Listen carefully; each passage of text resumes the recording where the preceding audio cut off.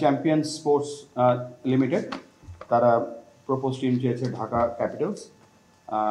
Triangle services limited, Chattogram team.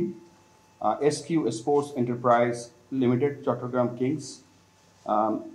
First SS enterprise private limited, FSS, Comilla ফাইটার্সের জন্য তারা নাম চেয়েছে। টগি স্পোর্টস লিমিটেড, তারা আমাদের রংপুর রাইডার্সের জন্য। 6 নম্বরে বাংলা মার্ক লিমিটেড, নোয়াখালী টিমের জন্য। Mindtree limited and Rupsi concrete product limited, তারা খুলনা টিমের জন্য। আকাশবাড়ি হলিডেজ অ্যান্ড রিসোর্টস, তারা বরিশাল টিমের জন্য। দেশ ট্রাভেলস রাজশাহী টিমের জন্য। Nabil group of industries Rajshahi টিমের জন্য। এবং JM sports and enterprise Sylhet টিমের জন্য। এই 11টা EOI আমরা পেয়েছি, এবং পাওয়ার পরে আমাদের যে ক্রাইটেরিয়াগুলো আছে সেই ক্রাইটেরিয়াগুলো আমরা ফলো করছি। এবং আমরা নেক্সট স্টেপ ইজ আমরা কালকে পর্যালোচনা করবো তাদের যে ইনস্ট্রুমেন্টগুলো এসছে সেগুলো নিয়ে, এবং ডে আফটার টুমরো 30 তারিখে আমরা তাদেরকে ইন্ডিভিজুয়াল ইন্টারভিউ করার জন্য আমরা ডাকবো। So anything fine by Mithu ভাই, শাফাত ভাই, পাইলট ওয়ান্টস টু অ্যাড? আমাদের এই আজকে যে ইউআই রেকমেন্ডগুলো না, তার আগে বলে নিই যে এটা আমরা এবারে জানেন যে 5টা এডিশনের জন্য আমরা রিওয়ার্ড করছি। সো এখানে আপনি যে নামটা বললেন সেটা আসে, depends on the financial instrument and আমাদের যে খেলার যে উইন্ডোটা আছে এটার উপর বিবেচনা করে দেওয়া হবে। বেসিক্যালি আমরা সবসময় বলেছি যে শাফাত ভাই যেটা বলেছে যে আমরা পুশ করব না, যে জোর করে কাউকে নিব না, তারা যদি কোয়ালিফাই করে ফাইন্যান্সিয়ালি, হ্যাঁ, সেটাতেই নিব। নট অনলি ফাইন্যান্সিয়ালি, আমাদের যে এলিজিবিলিটি ক্রাইটেরিয়াগুলো আছে সেই ক্রাইটেরিয়াগুলো স্ট্রিক্টলি আমরা ফলো করছি। একটু আপনাদেরকে বলি, আমাদের কয়েকটা ক্রাইটেরিয়া আছে।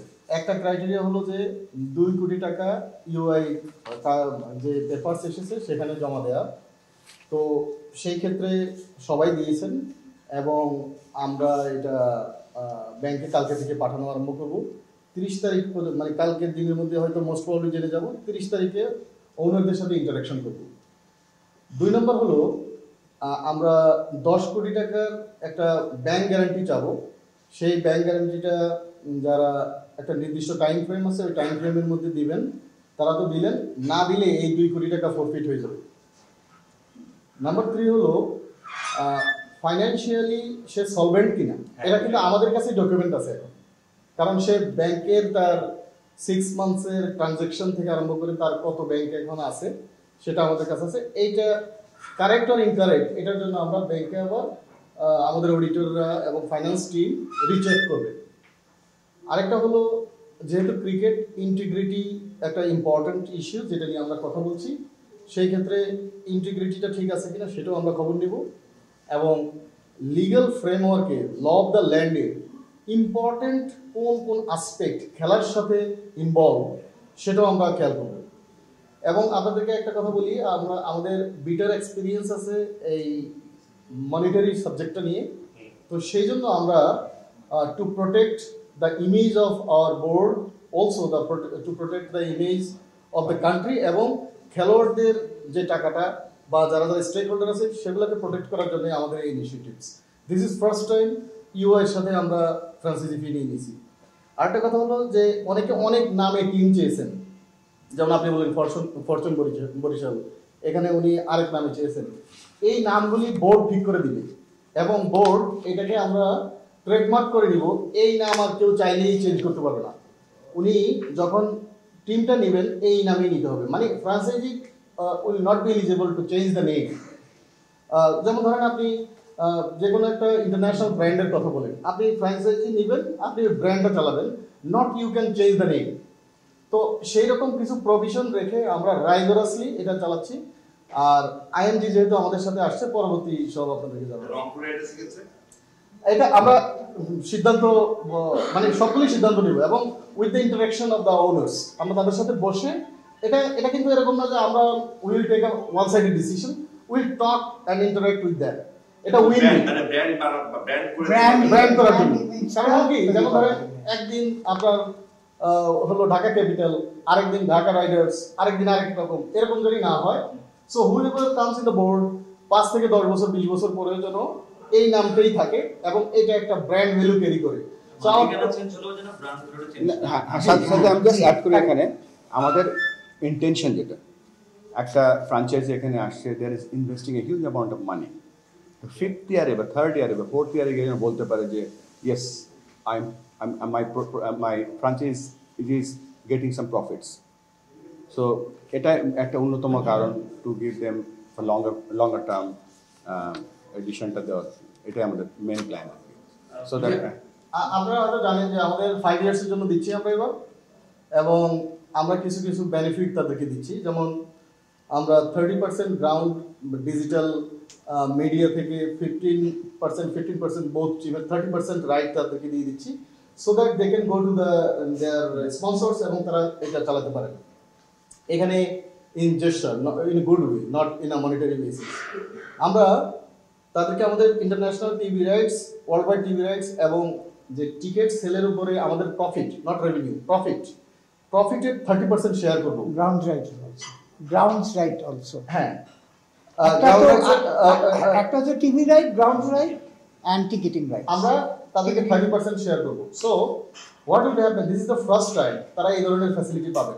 আমরা কি চাচ্ছি, আমরা চাচ্ছি যে this owners are also giving a lot of money to the board also in the game. তারা এখানে আমাদের যেমন আমরা খেলোয়াড়ের কথাটা চিন্তা করি, যদি বিপিএলটা না হয় আমাদের কত প্লেয়ার আছে যারা বসে আছে শুধু বিপিএল এর জন্য। So it is an important item for the players. তো সেই জন্য আমরা এই বিপিএলটাকে রান করানো এবং সর্বোচ্চ ফ্যাসিলিটিটা যেন আমাদের ক্রিকেটাররা পায় এবং আমাদের খেলোয়াড়রা যেন আরো ভালো করতে পারে সেই দিকটাকে বিবেচনা করে আমরা টোটালি প্রত্যেকের স্বার্থ ইনজেক্ট করেই যা করার সেটা করবো আর কি। এরকম না যে কেউ একটা ইউআই কিনে নিল, সে কোনো টাকাও দিল না, কিছু না, তার পিছনে আমরা যাবো, এরকম না। এবার we are being very rigorous. Dhaka dynamics ছিল, এই ক্ষেত্রে আমি একটু বলি। এবার আমাদের পরিচালক মহোদয় যারা আছেন প্রত্যেকের কাছ থেকে ইন্ডেমনিটি নেওয়া হবে এবং এটার মধ্যে টু সে দ্য ট্রুথ যে আমি ওই সেলফ ডিক্লারেশন থাকবে কে কোন দলের সাথে যুক্ত, ডিরেক্টলি অর ইনডিরেক্টলি। সেটা যদি আমাদের গভর্নিং কাউন্সিলের কেউ থাকে, he have to resign from this, he has to resign from the governing council, number 1। Number 2 হলো এটা কোনো ধরাবাধা হার্ড এন্ড ফাস্ট রুল নাই যে বিপিএল এ কেউ বোর্ড ডাইরেক্টর হলে চালাতে পারবে না, সে ডিক্লেয়ার করতে হবে এটা। সো এটা হলো আপনাদের কাছে মেসেজ। না জিনিসটা হচ্ছে আপনি বলছেন যেটা আপনি যদি আইপিএলও দেখেন আপনি জানতেন যে আইপিএল এর একটা টিম ওদের প্রেসিডেন্ট ওন করতো। বেসিক্যালি সেলফ ডিক্লারেশন মানে আমি আপনাদের ডিক্লেয়ার করলাম যে আমি এই টিমের সাথে ইয়েতে, সুতরাং উনি যদি ইনভলভ হয় তাহলে গভর্নিং বডির আমরা কেউ কোনো টিমের সাথে ইনভলভ থাকতে পারবো না, প্লাস তাকে মিটিং এ ইনভাইট করা হবে না। হ্যাঁ, আরেকটা জিনিস খেয়াল করেন, আমাদের বোর্ডে তো 25 জন, তো এখানে কিন্তু সবাই নেই গভর্নিং কাউন্সিল। তো আমাদের মেইন কনসেন্ট্রেশন হলো গভর্নিং কাউন্সিল, কারণ সব discussion ins and outs governing council জানে, বা আমাদের অ্যাসোসিয়েটেড যে টিমটা আছে, তো এদের কাছ থেকে সবার আগে লিখিত নেওয়া হয়ে গেছে। বাকি বোর্ড মেম্বারদেরকেও আমরা ইন্ডেমনিটি ফর্মে সাইন নিব যে তার ডিরেক্টলি আর ইনডিরেক্টলি কোনো ইনভলভমেন্ট আছে।